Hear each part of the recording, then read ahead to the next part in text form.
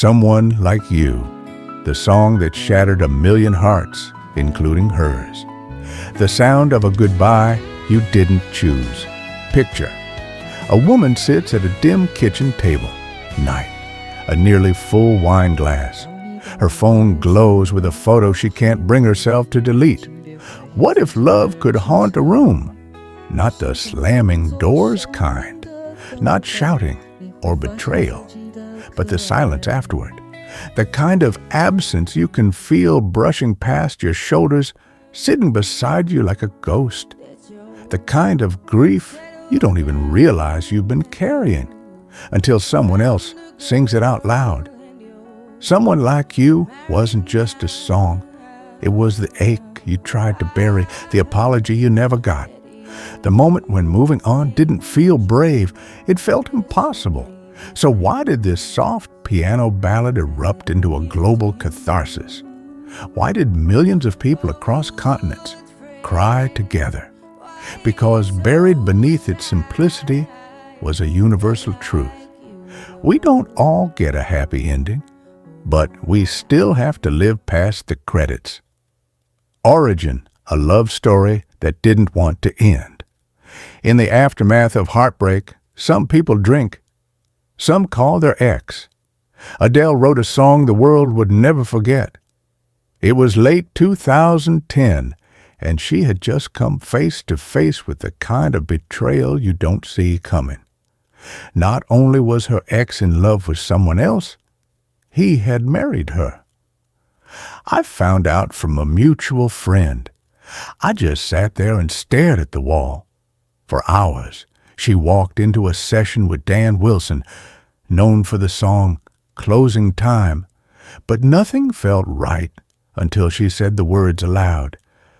I just want to write a song to make myself feel okay, like I can pretend I'm happy for him, even if I'm not. So she did what only great artists do. She didn't hide her heartbreak. She gave it a melody, musical analysis, the power of restraint. Someone Like You sounds quiet, but it's the kind of quiet that screams inside your ribcage. In the key of a major, the song deceives you into thinking it's uplifting. But listen closely. The chords, a major, F sharp minor, D major E, form a progression that feels circular, like thoughts that keep spiraling even when you're trying to let go. There's no beat, no strings, no production tricks. Just a piano and a voice on the edge of breaking.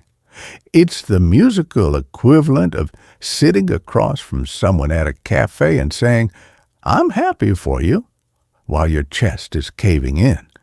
The dynamics rise with her voice, but fall just as quickly, mirroring the collapse of hope. Even her breathing is left in because this wasn't supposed to be perfect.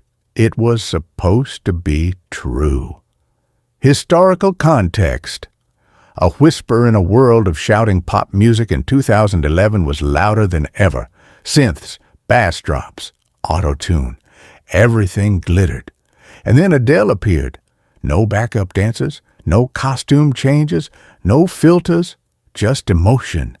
In a world chasing distraction, she delivered reflection, and it resonated because we didn't need another party anthem. We needed someone brave enough to cry for us when we couldn't. Live performance. When the world sat in silence, the night was built for celebration. The Brit Awards 2011, flashes, applause, and the electric hum of fame filled the air. Everyone in the room expected to be entertained, but no one expected to be undone. Then the lights fell away, and in that quiet, almost as if the universe itself inhaled, she stepped forward, a woman in black, no backup dancers, no lasers, no beat, only Adele. She gripped the mic with both hands like it might slip from her fingers, like the pain was still that close to the surface. She closed her eyes and sang, "I heard that you're settled down." And across the room something shifted. It was as if the song cracked a hidden window in every heart. One by one, people stopped pretending, and somewhere near the back sat Layla. She wasn't anyone famous, just a face in the crowd. 43 years old, a high school English teacher from Manchester, divorced, 2 kids, trying to remember how to sleep through the night. She had come to London for the show because her sister had an extra ticket, but she hadn't come to feel anything. She thought her heart was buried deep enough not to flinch. And then Adele sang, "Never mind, I'll find someone like you." And Layla's body betrayed her. She tried to blink it away like it was just allergies, just the lights. But something deeper broke loose. You see, she had been married for 12 years. He was her college sweetheart, the kind of love you write stories about. And then, one morning, over coffee, he said, "I think I've been pretending to be happy for too long." 3 months later, he was in Italy, posting engagement photos with someone 10 years younger. She hadn't cried at the court hearing. She hadn't cried packing up their wedding photos. She hadn't even cried when her daughter asked, "Was it my fault?" But here, under the soft spotlight of another woman's heartbreak, Layla shattered. A quiet, invisible kind of collapse. She didn't sob. She just wept quietly into her hand, the kind of cry that has weight, the kind of cry that feels like the last remnants of a dream melting out of your skin. Because how do you clap for someone else's new beginning when you're still buried under their ending? How do you bless a love that left you feeling unlovable? Adele sang on. Sometimes it lasts in love, but sometimes it hurts instead. And those words, they didn't feel like lyrics. They felt like truth, like confession, like someone had finally named the ache she couldn't explain to anyone, not even herself. That performance wasn't flawless. It wasn't supposed to be. It was human. And that's why it mattered. In that moment, it didn't belong to Adele anymore. It belonged to every Layla in the world, every person who smiled through the pain of someone else's happiness, who watched someone walk away and wished them well while bleeding. And when the final note faded into silence, Layla sat still, eyes glassy, but heart lighter, not healed, not yet, but seen.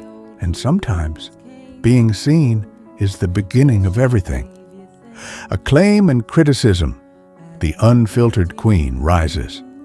Adele backstage wiping tears after her Brits performance. After that night, the world gave her everything. Someone Like You climbed to number 1 in 26 countries. It went 6 times platinum in the U.S. alone. Adele became the first woman in UK chart history to land 2 top 5 singles and 2 top 5 albums at the same time. Then came the trophies, a Brit Award, 6 Grammys, and a permanent seat in the canon of songs that changed everything without shouting. But not everyone applauded right away. Some critics said it was too sad, too raw, too simple. But that was the point.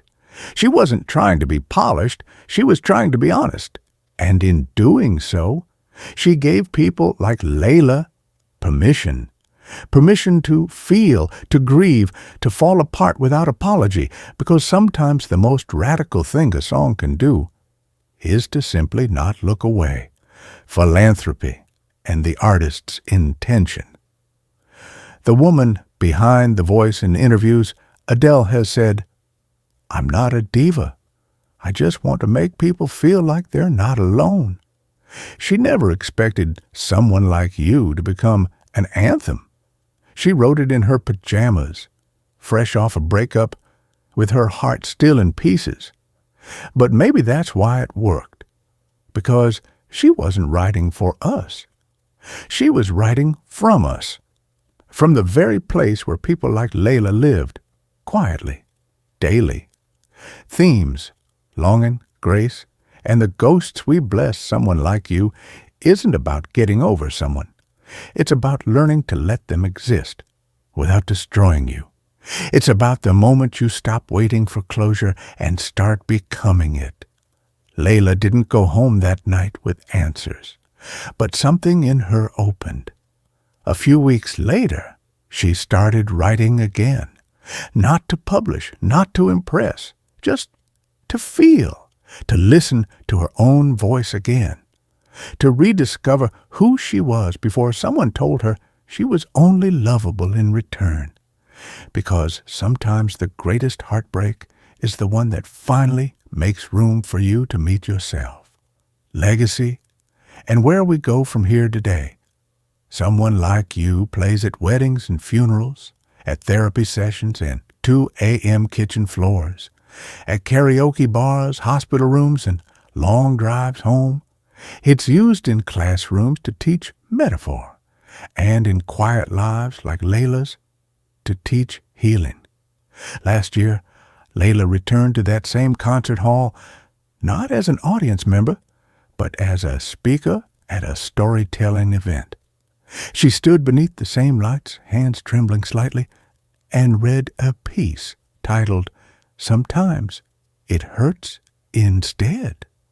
It wasn't bitter, it was beautiful.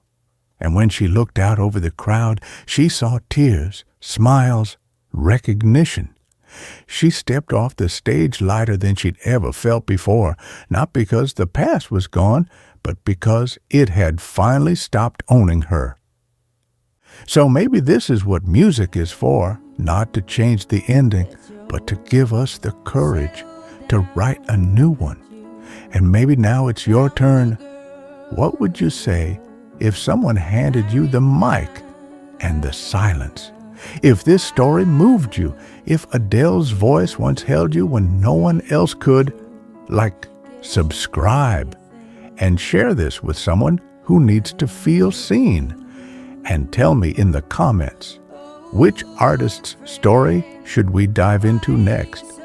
Because every song has a soul behind it, and every soul deserves to be heard.